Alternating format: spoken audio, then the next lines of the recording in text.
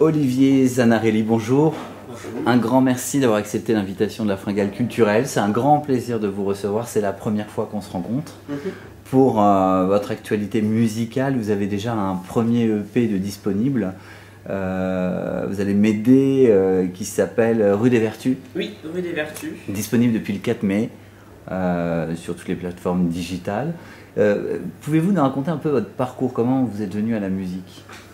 Alors à la musique finalement très petit, paraît-il, mais surtout à l'âge de 7 ans, mes parents m'ont offert une guitare et j'ai commencé par prendre des cours de guitare, de clavier, j'ai fait beaucoup de théâtre et puis je suis entré au conservatoire en fait, de Chambéry à l'adolescence.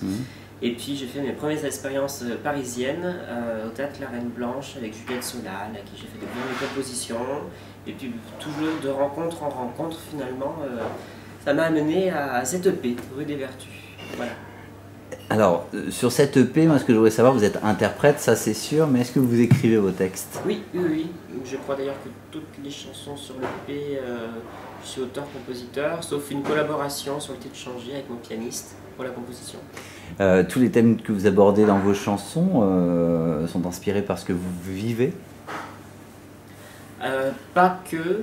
À l'époque, il y a quelques années quand j'écrivais vraiment juste sur ce qui était personnel. Ouais. Et puis finalement, au fil du temps, ça devient vite restreint quand même, parce qu'on a des vies flamboyantes, mais quand même. Donc du coup, on s'intéresse à ce qui se passe autour aussi, c'est important. Et donc cette EP il parle beaucoup aussi d'éléments, de voyages, beaucoup la Corse, ouais. Justement. Et la Corse, j'ai beaucoup écrit de chansons en Corse de cette EP. Le titre J'aime a été composé sur la plage de Porto Polo par exemple.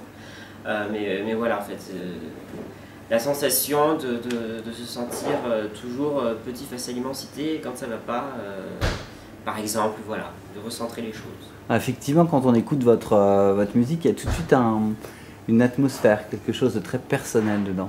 C'est sensible. Oui, je pense que tous les artistes sont sensibles, alors je le suis certainement un peu. Ouais. Et donc du coup on en fait une force en écrivant. Alors après, alors, vous me parliez tout à l'heure de rencontres, parce que tout ça se fait à travers les rencontres. Justement, vous avez fait la première partie d'un concert d'Élodie Frégé, et de là vous avez rencontré Benjamin Tesquet et vous travaillez avec.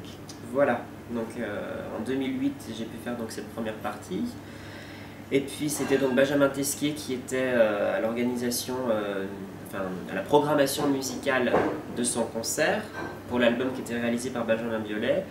Et puis finalement, quelques années plus tard, on s'est retrouvés et j'avais envie de travailler avec lui puisque j'aimais sa patte, j'aimais sa griffe en fait. Je trouve que Benjamin c'est un bassiste, donc ce qui fait que quand il réalise et qu'il arrange, eh bien il y a quand même quelque chose de particulier que j'ai retrouvé et que j'avais envie de retrouver aussi sur mes chansons.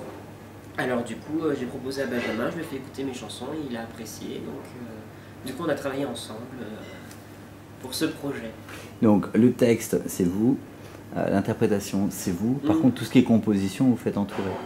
Pas que, non, parce que je compose aussi. Oui, je compose. Ultra complet. Ultra complet, je sais pas, parce que je m'accompagne pas sur scène par exemple avec un instrument, alors que je compose avec des instruments. Ouais.